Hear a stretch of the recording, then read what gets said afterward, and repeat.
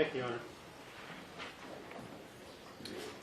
Honor. Before I continue with the slide, the state wants to make sure it did one thing before we finish today, and that's to thank each and every one of you for your time, the sacrifices you have made during this 3, 4, 5 months that we've been together.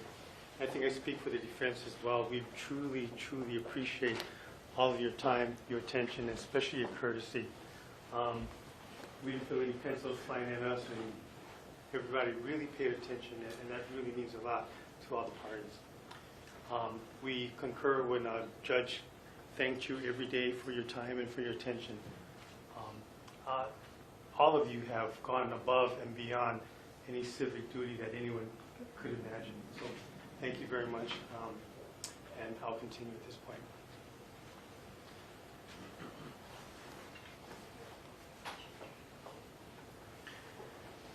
Where we left off right before lunch, we were on February 13th, that was a Thursday. Closing items, the Charlie's maggot-infested blanket had reeked of death when they were discovered and found by Max Jones, Frazier Weiss, Charlie's youngest and favorite sister, as well as Molly Worth. And as soon as those pieces of items were discovered, that gave the police investigators a more, I guess, focused area where they knew they needed to search. So they returned to that same location. This was the SRT units, some of the Vice Division, as well as the Criminal Investigation Division, the detectives.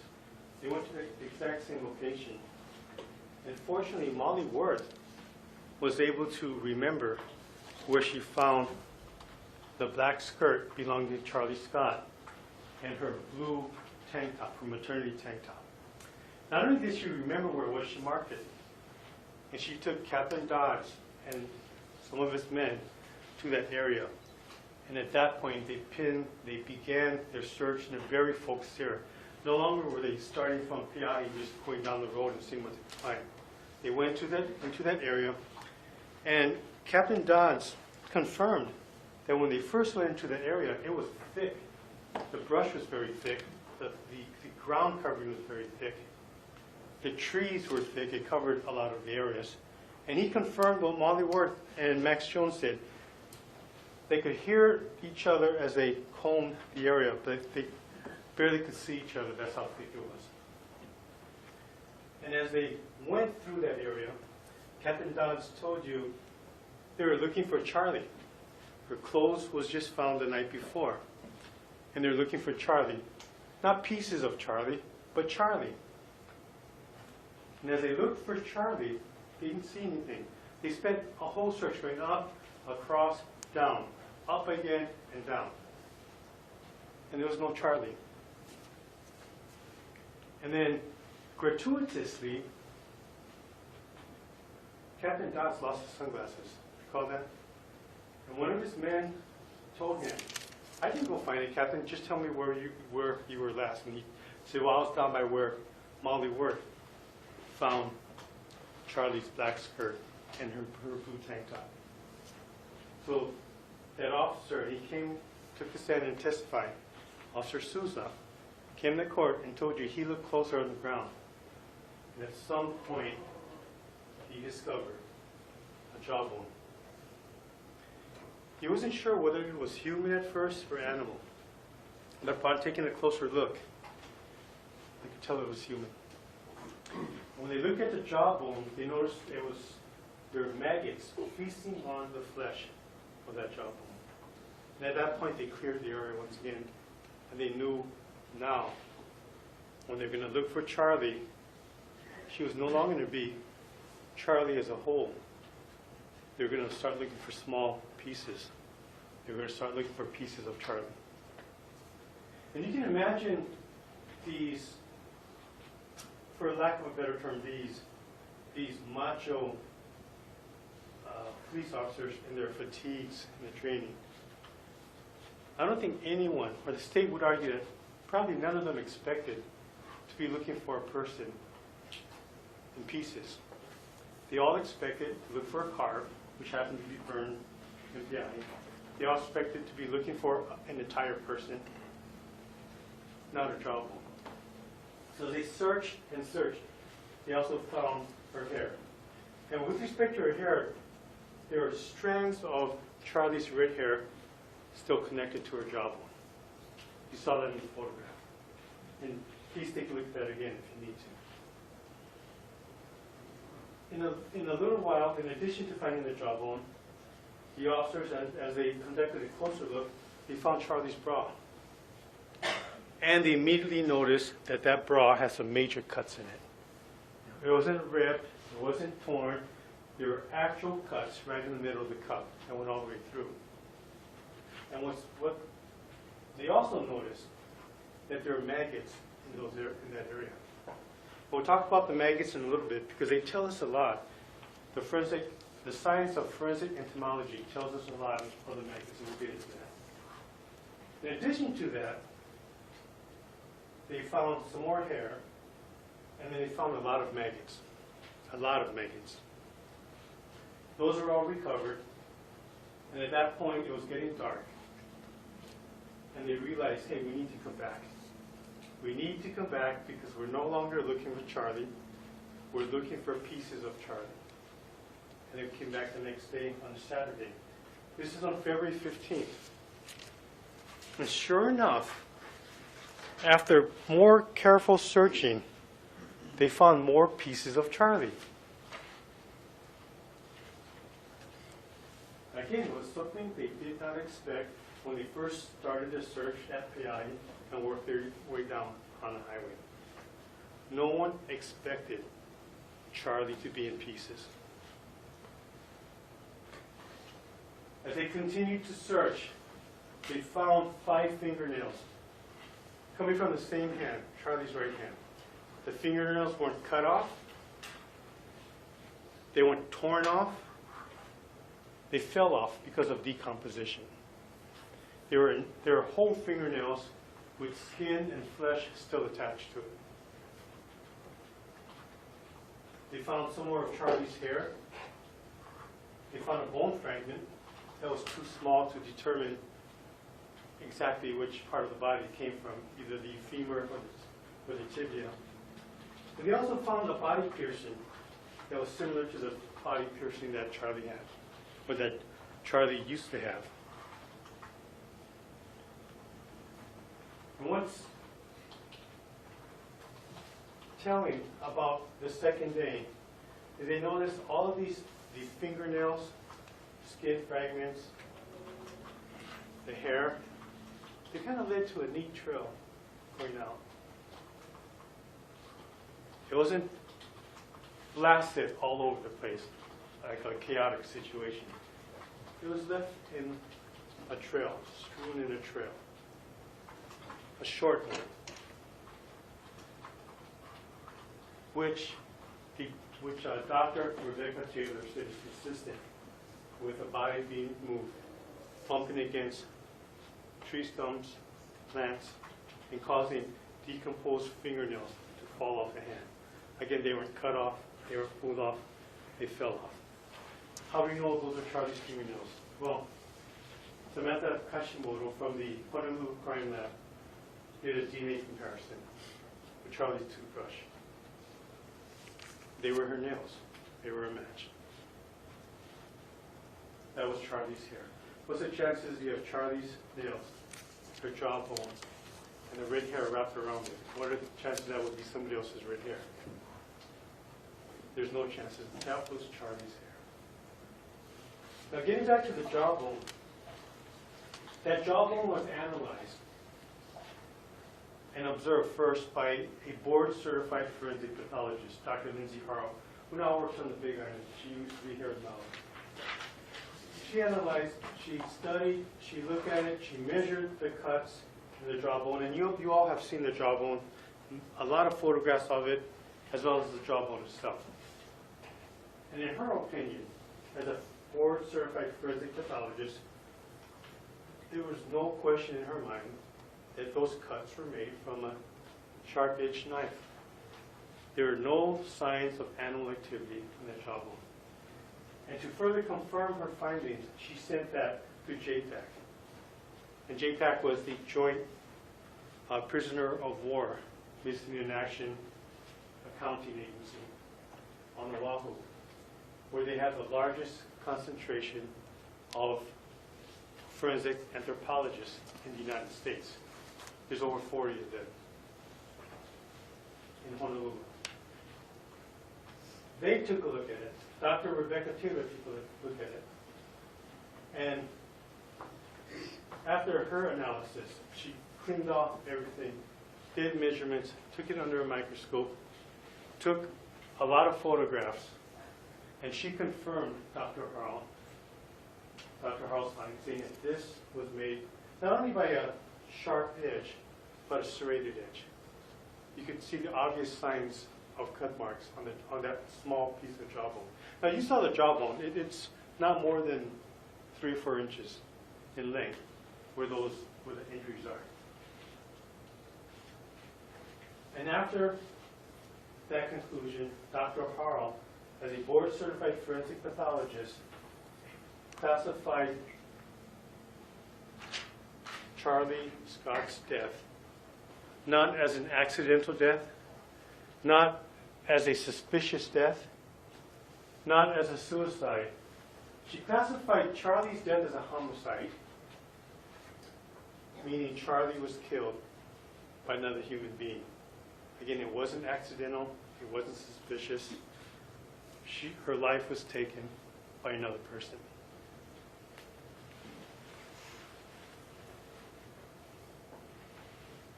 Now,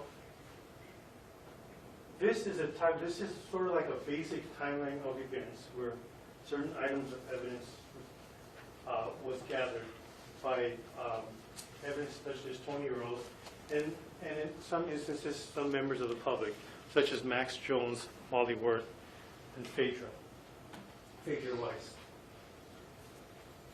And when you look at it, ladies and gentlemen, there's not a lot there. There's not a lot of Charlie for us to look at, other than her jawbone split in 2 and her fingernails. So we have not a lot of physical evidence, but we do have a lot of lies coming from the defendant. Lie after lie after lie. And because there's not a whole lot of physical evidence, that's where we need to turn to the forensic sciences.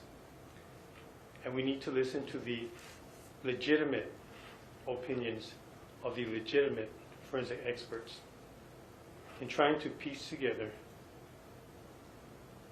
the truth, in trying to expose the lies, the countless lies that the defendant has told. Police, investigators, the media, Charlie's family, and their mutual friends. And so let's first start with the forensic entomology. Forensic entomology, or the expert entomologist, Dr. Lee Goff. Besides taking part or being one of the originators in the CSI series, Dr. Lee Goff, he's a real thing. He's a board-certified forensic entomologist. And he was able to analyze and study the insect evidence. As you will recall, evidence specialist Tony Earls was able to gather a lot of the maggots that was contained on Charlie's green blanket. Now, to no one's fault, that blanket was commingled with all the other evidence that was found on Thursday with the pants, a pair of black pants, the hoodie sweater, Charlie's black skirt, and Charlie's maternity blouse. But when they were first found, it is clear, based on the testimonies of 3 persons, Max, Phaedra, and Molly, that the item that contained basically the vast portion of the maggots was Charlie's blanket. And not only did it contain all of those maggots, it contained a stench that was so overwhelming, it was described as a stench of death.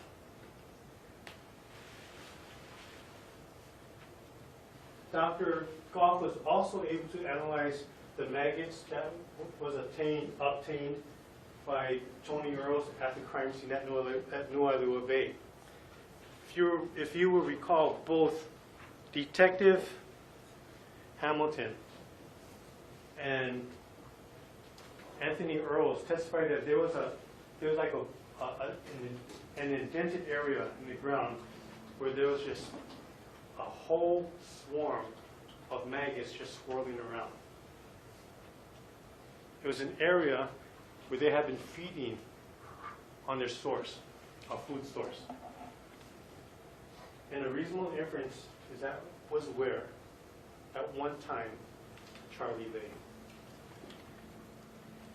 So after examining the maggots that was collected by the police and sent to Dr. Goff, and using the science of forensic entomology, he was able to tell us that the first egg-laying activity, called the oviposition, began at a minimum of 1 p.m.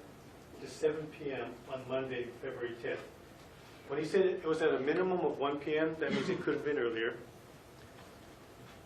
But what's important, what's significant about this first egg-laying activity is that it corresponds and is consistent with Charlie Scott being murdered the night before.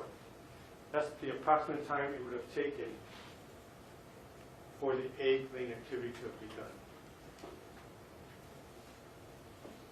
And then Dr. Goff tells us that late Monday evening, beginning at 10 p.m., all the way to Wednesday, a day and a half later, at 6 a.m., egg-laying activity ceases. It completely ceases.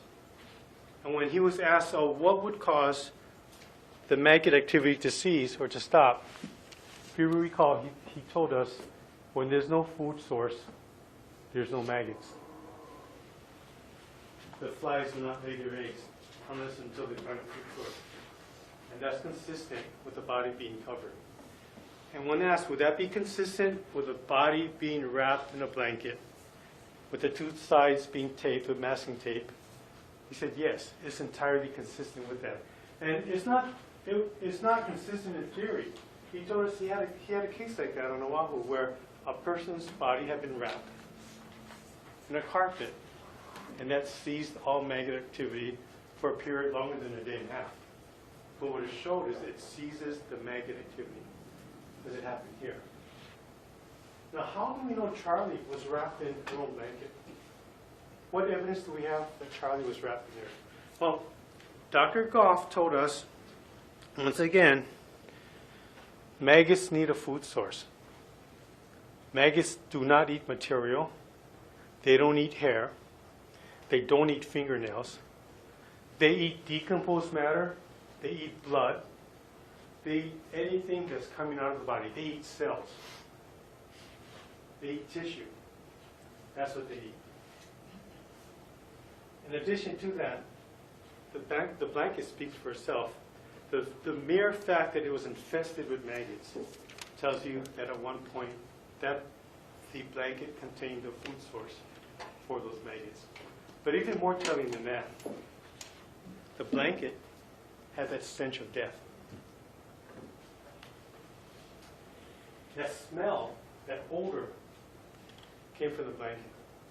And not only did it come from the blanket, when Detective Hamilton testified, he told you as he got closer to the ground and was digging it and found Charlie's piercing, he could smell the smell of death in the ground. In fact, he had it embedded and covered on his pants that he eventually had to throw away. And at some point on Wednesday, the second egg-laying position begins. Because now the flies or the maggots have found this food source within the blanket. It took the maggots or the flies about a day and a half to get to that food source.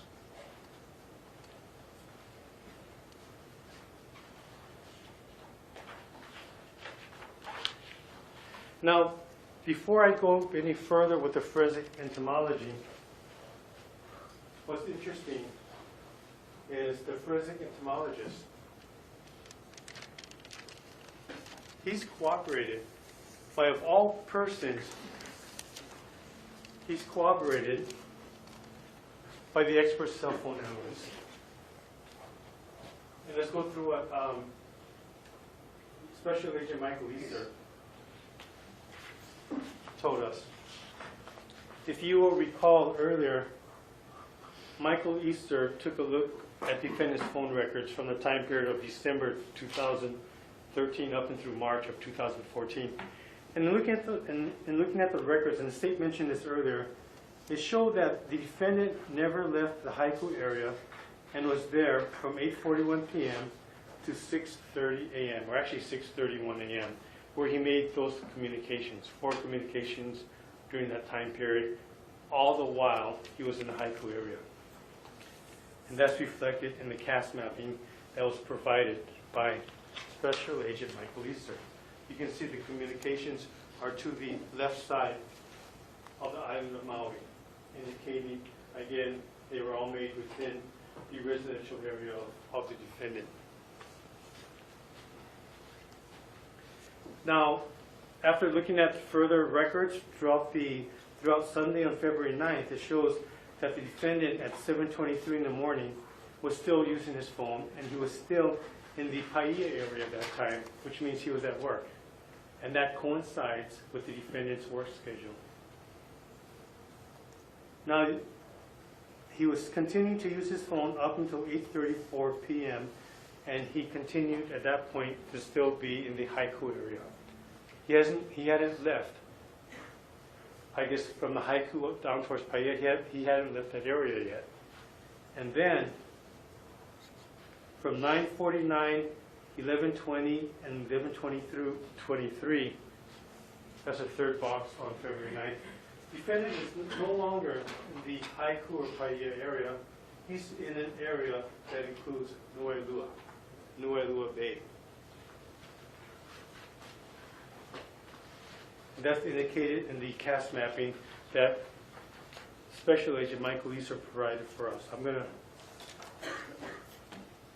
just go through the cast mapping real briefly. Now, on February 10th, the defendant returns to the Haiku area according to his cell phone records. And what's interesting, it shows he, again, is using his phone beginning at 1:53 a.m.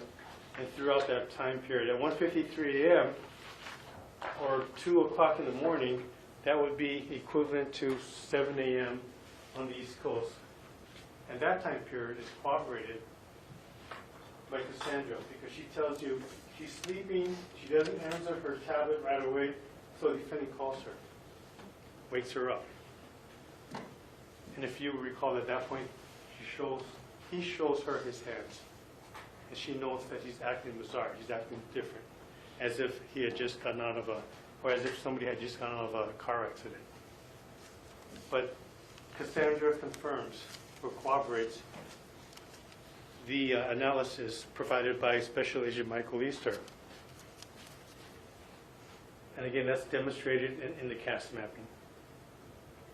Now, defendant, during the day, from 8:35 to 10:45 a.m., he's in the Paia Mana Foods area, and he makes 9 communications. And then later on, that afternoon, the defendant, from 5:16 p.m. to 5:49 p.m., he's back on the east side. At this point, he leaves the Haiku, or the Paia and the Haiku area, and he's traveling back out to the east side. And what's interesting is that is corroborated by Drew Kaiser. If you will recall, he goes to Drew Kaiser's home after work, and Drew wasn't really keeping track of the time. It could have been as early as 3:30, as late as 4:30, or Drew wasn't sure. It could have been 5. He just wasn't keeping track of all the time exactly. But he did say that the defendant came to his house to drop off his brother Kurt's backpack, as well as Drew's phone. Well, actually, he didn't know where Drew's phone was, because Drew had to go get it himself in the defendant's car. But at that time, Drew Kaiser invited the defendant to stay with them because they were going to have food. They were going to have a gathering for his sister, who the defendant knew. And normally the defendant would have stayed because he did hang out with Drew and Kurt Kaiser. They were his friends. But on that particular day, on Monday afternoon, the defendant said no. He had something to take care of. He had to go. And he leaves. He doesn't tell Drew where he's going, but he leaves. He doesn't stay like he normally would have. He doesn't partake of the food or the music that they do. One of his brothers is a DJ. He takes off. Where does he go? Well, again, according to his phone records, he goes out to the New Wailuku area.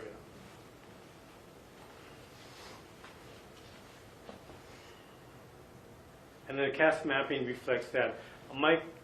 Special Agent Mike Easter made a cast mapping for each of those times that when the defendant would have used the phone and where his cell phone would have registered, which tower and which direction.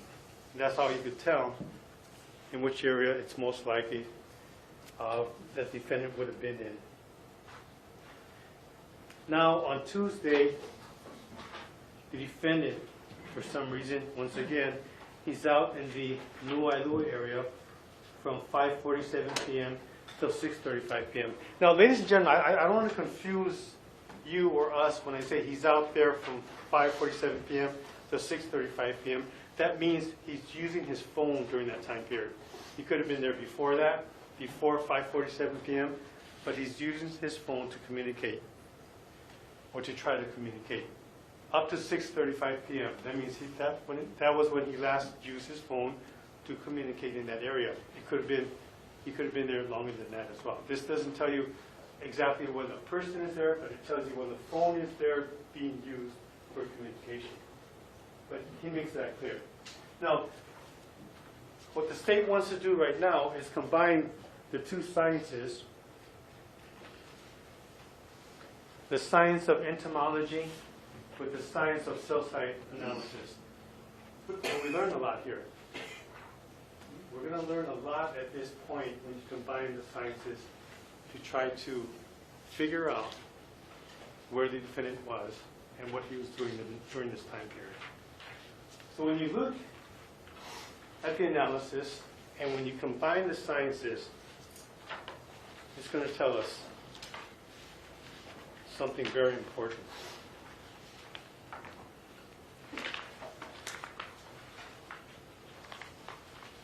First of all, we know that Charlie's remains were found at the New Wailuku Bay area. And from the cell site analysis, we know that the defendant was within that area on 3 separate occasions. He was there on the 9th, the 10th, and the 11th. He was there before any large-scale search had ever begun, and he was there before Charlie's remains and her clothing were ever discovered. And that's important, because Special Agent Michael Easter told us that when he looked at the defendant's cell phone records, again from December of 2013 all the way to March of 2014, he looked at thousands and thousands of communications the defendant made during that time period. And of the thousands and thousands of communications he made, Special Agent Michael Easter noted that 1% of those communications were made in the New Wailuku area. Just 1%.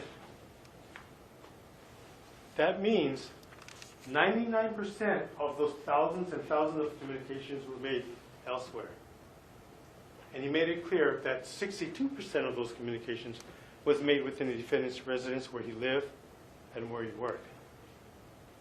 So the fact that 1% of the communications was made in the Wailuku area, we're talking of a very finite number of communications. And what's even more telling, ladies and gentlemen, is of those 1% of communications made in the New Wailuku area, They occurred during the week of February 9th, 10th, and 11th. It wasn't scattered in different, it wasn't in December, January, February, March. It was on February 9th, February 10th, and February 11th. So there's no way there's a coincidence that the defendant is at Wailuku Bay when Charlie's murdered. That's not a coincidence. There's no way it's a coincidence that the defendant was at Wailuku Bay when all egg-laying activity ceased. Somebody had to wrap her in her green blanket. That was the defendant. There's absolutely no way there's a coincidence that he's there back on the 11th, just before the second egg-laying activity begins, Wednesday morning. These aren't coincidences.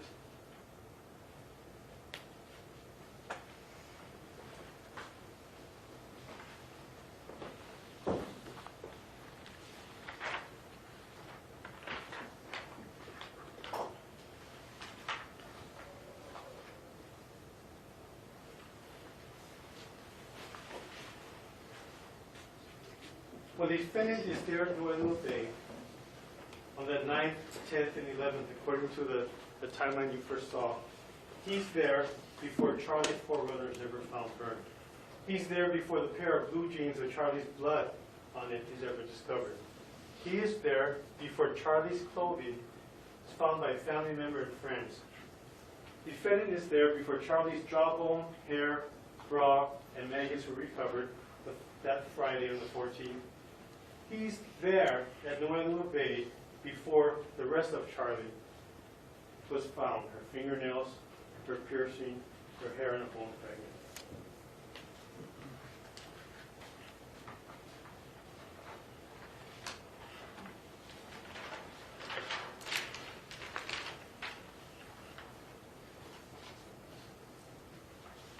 Ultimately, ladies and gentlemen, it's the maggots and the defendant's phone records that leads us to the truth here, and it covers defendant's lies when he says he had nothing to do with Charlie's murder.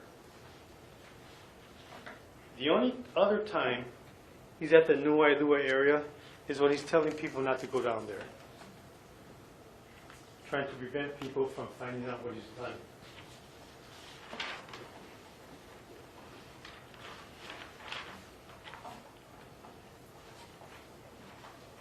The bottom line, he's there when she's murdered, he's there when she's covered up, and he's there to throw the blanket into the stream and to remove her body. We know which direction it went. We just don't know where it went. Is that something the defendant would do, remove a person's body? Well, he spoke about it when he talked to Ashley Silva, one of his friends, and he spoke to her in confidence. When Mo Manzal's went missing the month before, he told Ashley Silva, if it was me, I'd throw her body over a cliff. That way nobody would find it. Is there a reason why we can't find Charlie Scott's body?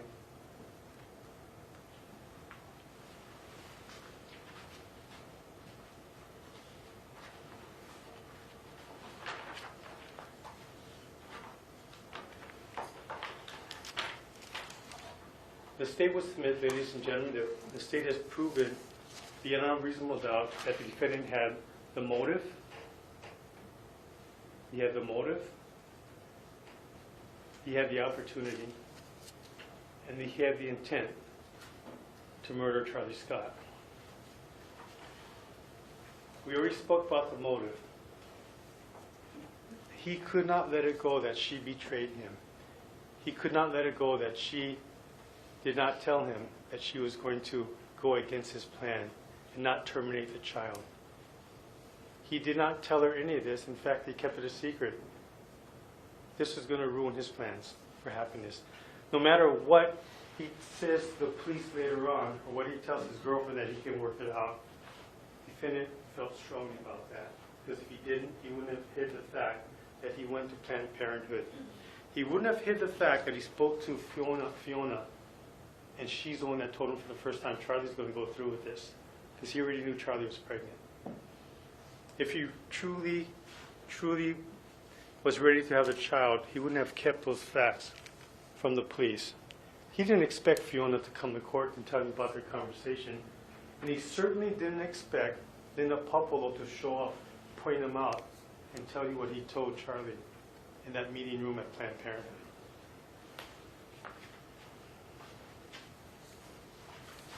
He had the opportunity, ladies and gentlemen, as demonstrated by his phone records. He was there on the 9th, 10th, and 11th for no reason at all other than to kill Charlie Scott, because this is before Charlie's remains, her clothing, her burned car, or anything involving anything that could connect Charlie to anyone before anything was discovered.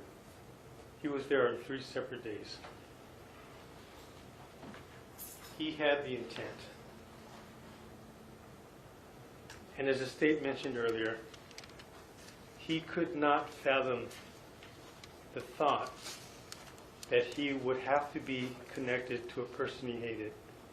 He could not fathom the thought that Charlie and he would be linked permanently because of a child he did not want. Ladies and gentlemen, the person that had the motive to kill Charlie is sitting right there. The person that had the opportunity to murder Charlie Scott is sitting right there. The person that had the intent to destroy her child and to erase her memory by defacing her jawbone is sitting right here.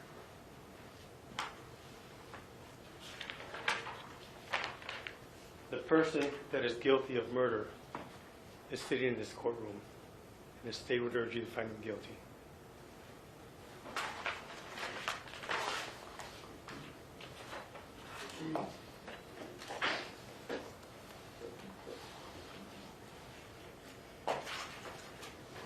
Ladies and gentlemen, we've concluded the first portion of the closing arguments, that being the initial portion of the prosecution's closing argument. To you, tomorrow we'll